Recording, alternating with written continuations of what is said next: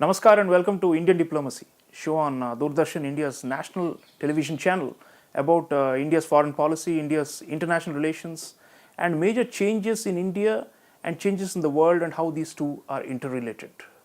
Viewers, in this episode, we are taking a close look at an important new book. It's called The Indian Reality. This title is authored by Dr. Ram Madhav, a well-known public intellectual and public figure, and he's a member of the National Executive of India's largest socio-cultural organization, the Rashtriya Swayamsevak Sangh, and president of an important think tank known as the India Foundation. And we are really privileged to have the author of the book himself joining us to discuss its contents. Dr. Ram Madhav, welcome back to Indian Diplomacy. Thank you. It's an honor.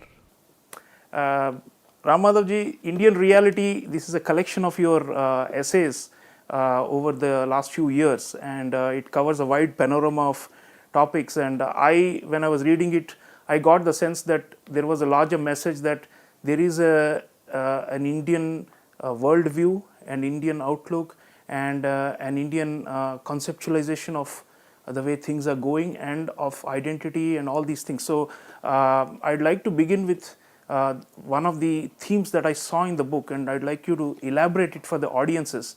You said that Indian ethos and conceptualization of society, nation, state, governance, all these fundamental concepts of public life, you said that they are distinct and they are quite different and drawn from our traditions compared to the Western notions.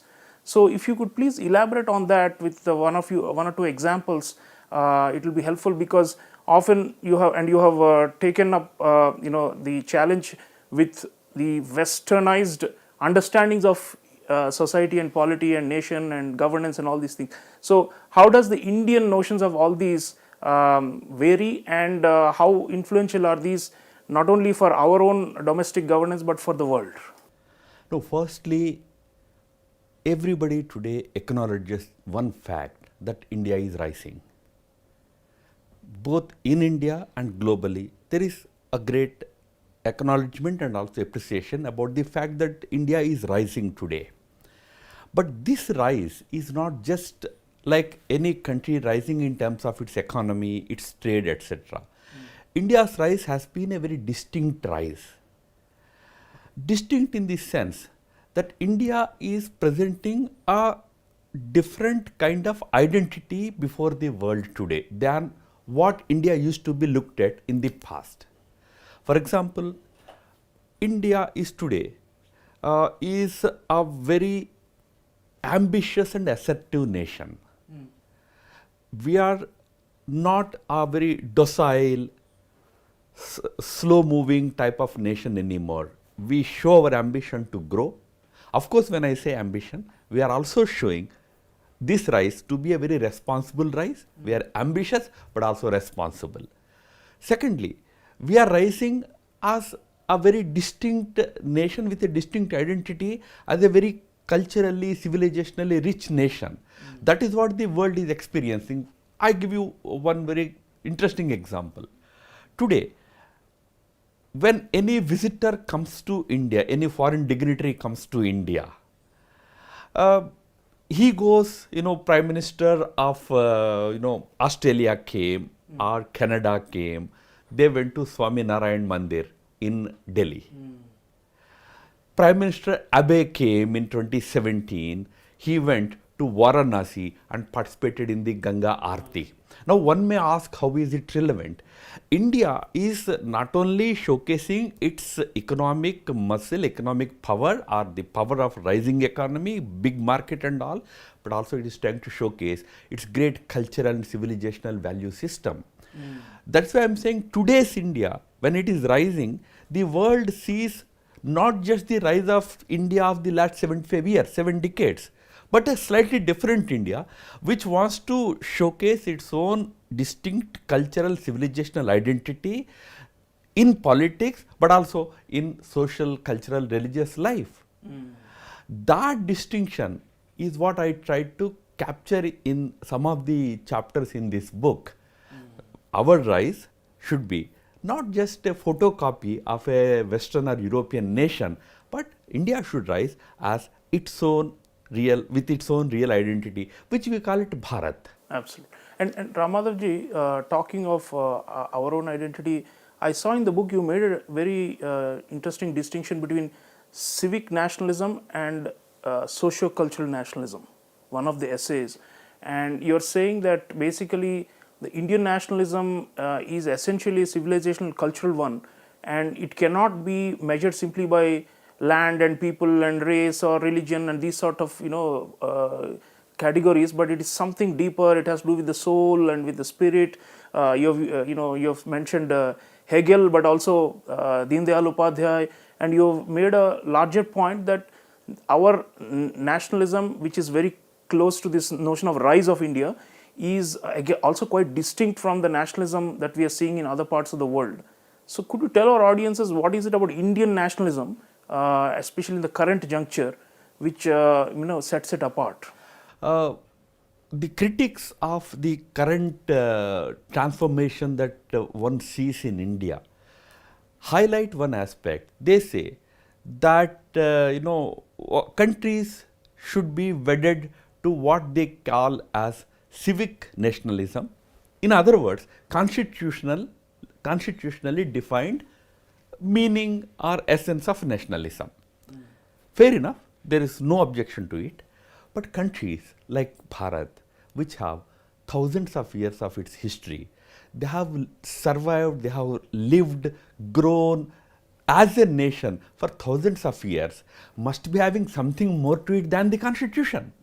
The constitution came into existence in 1950, we have full respect to it, and we are committed to be abiding by that constitution. In that sense, constitutional nationalism you call it, constitutional patriotism you call it. That is the fundamental duty of every citizen. But the point that one needs to understand about Bharat is, Bharat is a nation not from 1950. It has been a nation for millennia. What is that spirit which has kept it as a nation? All those invaders who came to India did not conquer parts of India. They did not come to conquer Uttar Pradesh. They came to conquer India, Bharat. They wrote, the Mughal records wrote, Hindustan is what they are trying to conquer. The Britishers came and tried to conquer the entire country. That nation which existed prior to 1947, did it have a spirit or not? That spirit is what we call a civilizational nationalism. It's not against cultural civic nationalism. Civic nationalism or civic patriotism is confined to constitutional spirit that everybody has to follow, no doubt. But India has the rich tradition through which people of this country imbibe the spirit of nationalism. That nationalism tells you that heroes of this country, thousands of years of its history, they all should be respected. Ram should be respected. Krishna should be respected. Saints, sages like Aravindo, Vivekananda, Dayananda should be respected. Heroes like Shivaji, Rana Pratap should be respected. That nationalism is what is the real nationalism of this country. Every person in this country, 1.4 billion people of this country, are fired by that patriotism, that nationalism, which is very civilizational, very historical, very cultural. So I tried to make that distinction, that remember, for India, the very unique distinction is this nationalism is thousands of years old. And it's sui generis, no doubt, because there are only very few civilizational states like ours. Ramadhavji, there's another concept in the book where you have taken on the Western liberals. You have talked about them and their notions of all these concepts we are discussing, like society and state and nationalism and all this. And you say that their concept is based on conflict between humans and nature, between citizen and the state, between the society and the rulers. And on the other hand, you have shown that in our traditions, going back to the Vedic times and to the epics, Mahabharata and Ramayana, you've shown that actually they are much more harmonious and syncretized than the Western notions, which are based on division and conflict. And I think that's a very fundamental intellectual point you made in the book. And would you like to talk about what you think is that essence? And you've tied it to the notion of the Rama Rajya or the Dharma Rajya, which is a well-governed state. and you have shown that it is not based on the whims or the diktats of the rulers, and we have never had that kind of tradition, but rather one where the well-being of the people. You have used the phrase yoga kshema, from our history, and that seems to be a different notion, and that way India is also a distinct model for governance you are showing. So please tell us a little more about this. Liberalism and its adversary in the West, namely conservatism, these two are very European ideas. Classical conservatives and classical liberals had certain very fundamental issues. There was a church control in Europe until the 15th century. There was a movement for reformation in 16th and 17th century, which led to Enlightenment era, which gave rise to what is called liberalism today. That classical liberalism and classical conservatism as concepts, as ideas, are very European. Honestly, for people in India, we neither have any big challenge or big trouble with conservatism, nor even with liberalism. When I say classical liberalism of Europe. But today what happened in the last few decades was, this liberal movement has been hijacked by the left and extreme left groups.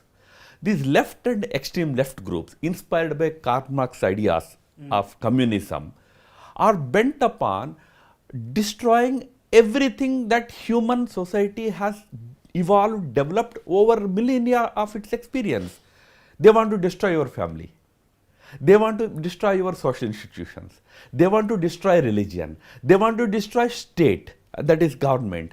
They essentially say, in the name of freedom of the individual, now even from freedom of individual, they went to the extent of freedom of everything, freedom of an animal, freedom of anything. Everything pitted against institutionalized life of the humans. That is where the real challenge is. What liberalism today is, it's actually a camouflage for these anarchist movements, which sometimes are also called woke. We in India probably find some issues in classical liberalism to be, of course, very acceptable to us. Classical liberalism's love for nature is something we love. We as Hindus or Indian society, Bharatiya society has always regarded nature as very sacrosanct, very sacred. So that is a very liberal idea in the West. Conservatives never cared for nature, they only cared for profit. So some ideas of conservatives we may not like, some of liberals we may not like, but what today liberals are representing is anti-human, anti-state, anti-institutional life of these societies. They want to destroy them. That is where I said countries like India have to be very careful. You cannot simply think that, okay, you are pro-religion, so you are conservative. I want to be anti-religion, so I want to be liberal. No, liberalism will come and it will actually destroy very fundamental, very core convictions, commitments of our society. Thousands of years, we are a very religious society. Vivekananda called Bharat as Dharma Prana Bharata. Soul of this country is religion. You can't remove it. He says at one place very interestingly, he says, if you want to teach mathematics to a child, teach it through religion. He will understand easily. You tell a boy what is 5. You tell him 5 means 5 Pandavas. He will remember it. He knows 5 Pandavas well, so he knows what is 5. So teach religion through mathematics through religion. That is Bharat. Don't try to imitate these very fanciful Western liberal, categorized as liberal, but actually extreme left ideas. That is the distinction I sought to make in that. And you are saying they are actually alien to our soil and our traditions, and I think that's one of the reasons why these are still fringe ideas in India, but some intellectual circles you hear that. But not only, they are not only a challenge to India. Of course, to us it's a challenge. We are a very traditional society, we can't accept those ideas. But even for a very advanced modern countries like America, there is a lot of churning going on, a lot of rethinking going on. Even the classical liberals, who are, for example, the Democrats in US, they are very, very much perturbed by the extreme liberal views within their own, fraternity. These extreme liberals. So because they are basically very destructionist. Do you know that they today say that you cannot ask a child his gender until he turns 16. He should decide, he or she should decide his or her gender on his own. Yeah, there's a lot of this. That's a very crazy idea. But that is how many schools are in Europe and West. And there's a today. backlash against it also. From the liberals also. Yeah, Ram Madhav ji, another important thing I want to point out to viewers about this book, Indian Reality, is discourses on democracy and the state of democracy around the world. Ram Madhav ji, you've written about democracy being in crisis, and especially in last 15-20 years, a lot of these countries are regressing or becoming more authoritarian and all that around the world. But in India, the faith and the participation and the stakeholdership in democracy is continuing to grow and grow and grow, and contrary to all these biased Western narratives about India, and you have challenged those things in the book. And we have the 18th general election happening in India, and 1 billion people are going to be in the electorate, and it's just a stunning thing. It's like a festival of democracy, as our leaders are saying. And in that context, I'd like you to share a few thoughts on what is it about India that our democratic values, and you have shown in the book that they go back to the Vedic and Upanishadic periods and to the republics, early republics, and you have traced it all the way to contemporary times. So why is our democracy has such a long lineage, and where people have so much faith, or what in Hindi we call astha, in the democratic process? I think nowhere in the world, even these liberals are all crying about democracy being in threat, but in India it's flourishing, isn't it? So how is that happening? Absolutely. Remember, these days the so-called Western press, Western media tries to pass judgments on our democratic system. They say that there is a democratic deficit in India, etc., etc. May tell these people, I mean, I highlighted that aspect in one of the chapters in this book, one of the essays in this book, that India is the world's largest democracy that everybody knows. As you rightly said, 1 billion people voting in 1.1 million polling stations is mind-boggling for the world. But I also added in that book that we are the most successful democracy. Where democracies struggle in a number of countries, we presented a very successful model where the mature electorate changes governments at the drop of the hat. No party can take elections for granted. Yeah. You see, let me compare.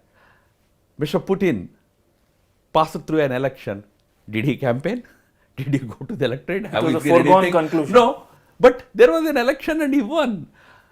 Mr. Xi Jinping, I mean, I am citing these cases because they are very big leaders in the world today. Mr. Xi Jinping in 2022 simply amended the constitution, got elected for the 3rd time. And the kind of tamasha that is happening in US we are seeing about democracy. But look at India. Leaders toil every day, from prime minister to opposition leader to leaders of all parties, go around the country, go to the people, campaign, then they win. And this democracy is shown as a flawed democracy by some Western liberals. My point is, democracy is successful in this country for a very important reason. This reason was highlighted by Ambedkar in the Constituent Assembly in his last speech on 25th November 1949, in which he tells that, you see, we opted for democracy not because we are enamored of the Western models and all. He says democracy is in our blood. He cites the example of the Buddhist Sanghas. How Buddhist Sanghas used to have an electoral system by which they used to be elected, there used to be a parliament-like setup where arguments would happen. He said it has been there right from the time of Buddhist Sanghas. Deen Dayal Upadhyaya, a very renowned ideologue, went one step further and said, not just Buddhist Sanghas, even before that, the Vedic Sabhas and Samitis also used to have a democratic model where you have a system of election. If you read Chanakya, if you watch Chanakya's that serial, you would know that the republics that used to exist on the periphery of our territory, Indian territory, they were all called republics. There used to be a system of 25-30 chieftains coming together, taking decisions by majority. That is the kind of spirit existed in this country. So democracy has been in the blood of this country. That is the reason why a country of 1.4 billion is able to run its democratic process flawlessly, transparently, and very successfully. That is the beauty of Indian democracy. So the continuity of our civilization is linked to the success of our democracy, and that's an important point. Ramadhavji, moving to the foreign policy and international aspects that you have covered in Indian reality, I was struck by your focus on China, which has of course become a major adversary for us in recent years. And you've already mentioned the Xi Jinping model of authoritarianism, and you have talked about how we have responded to the Chinese expansionism and aggression and all these things, and you've also put it in the larger context of the global trend that you're talking about, which is what many people call the new Cold War. So in that context, the way we have positioned ourselves to continue to enable our own rise while not becoming subservient to any Chinese or a Sino-centric Asia and all these things. You've written a previous book also about China-India relationship and the conflicts between our two countries in modern times. So do you think we have done enough going forward to be able to manage this China problem? I mean, this is for the world audiences especially who are watching the show, they all want to know, is India prepared and sufficiently ready and has the strategic acumen to handle the China problem? Because that seems like one of the big external threats for our democracy and for our continued rise. 70 years ago, when we were a newly independent nation, we had a very romantic idea about relationship with our neighbors. We thought that all neighbors are the same, so we should have Hindi chini bhai bhai type relationship. 1962 war taught us a big lesson that all neighbors are the same, and especially countries like China are very different. China is not just like any other neighbor. It's a civilization. It has a very civilizational type of memory. It has a particular behavior.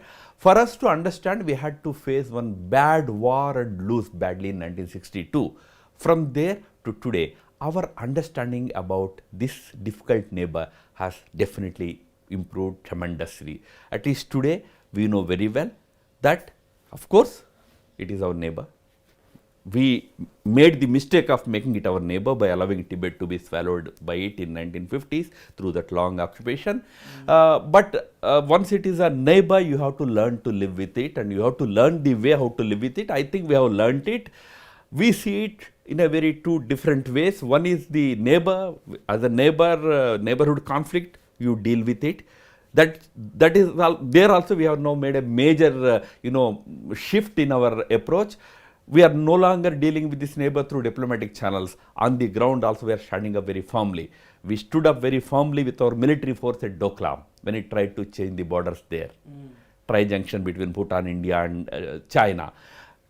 In Ladakh, it tried to trespass into our territory. We moved our army, our 50,000 soldiers, and today stood eyeball to eyeball for last 4 years. So on the ground we are standing firm and dealing through diplomatic channels to resolve the issue. That's one major shift we have made in our strategy while dealing with bilateral tussle, bilateral conflict. That will remain.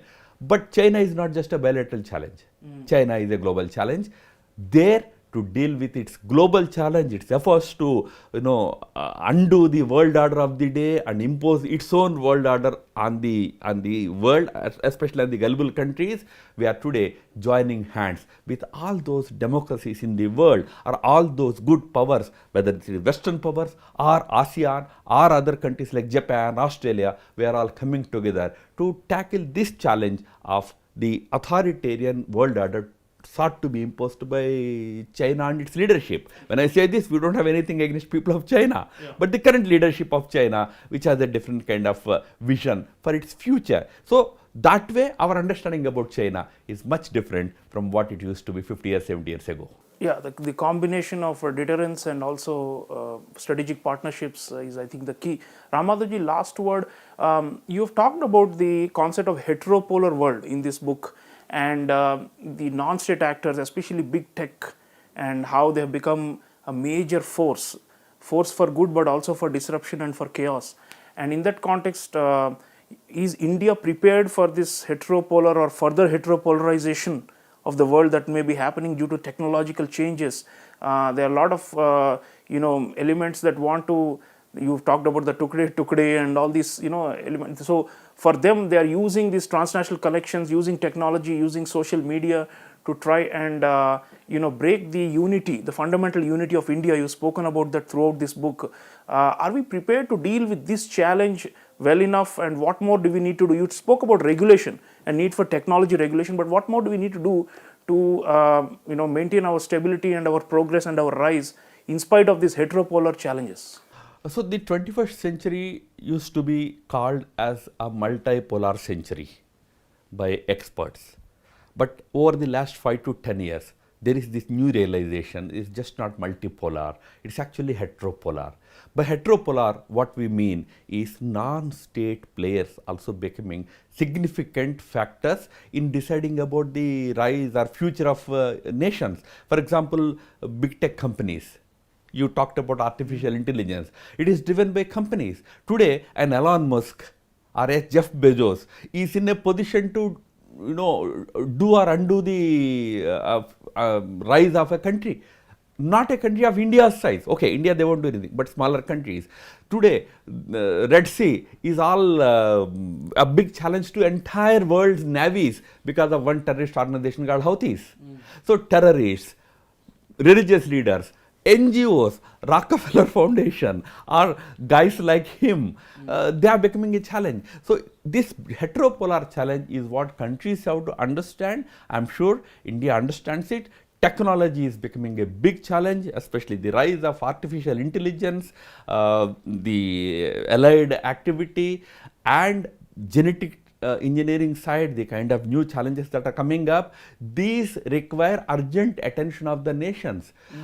Countries have to understand that it's not just about dealing with other countries, you have to deal with these kind of non-state players.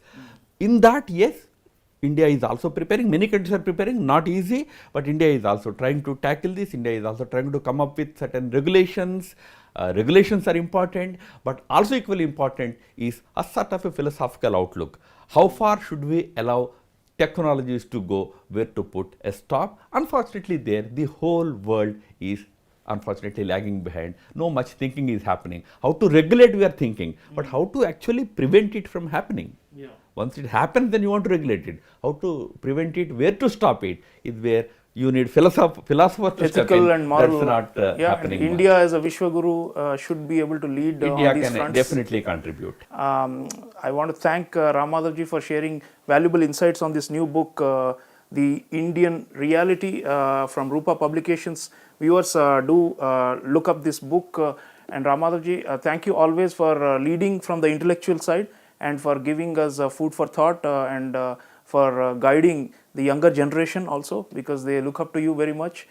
Thank you so much, and I promise you that after the show, more people are going to be reading Indian Reality and will be writing to you. Thank you for talking about my book. So viewers, Indian Reality is out in your nearest book stands and on online portals. Do get your copies and read it and think about all the diverse issues we have discussed today in the show. Thank you for watching. I'll see you again next time. Until then, take care.